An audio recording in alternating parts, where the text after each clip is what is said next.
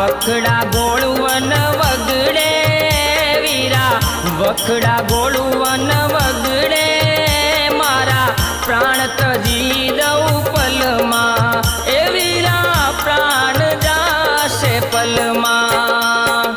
અરે ના બેની સગુણા આવું ના કરશો, તમને બેન ખ્યાલ નથી આપણો રામદેવ ભાઈ સાક્ષાત ભગવાનનો અવતાર છે, એ દ્વારકાનો નાથ છે। અરે બેની એમને યાદ કરો, વીરો જરૂર વારે આવશે।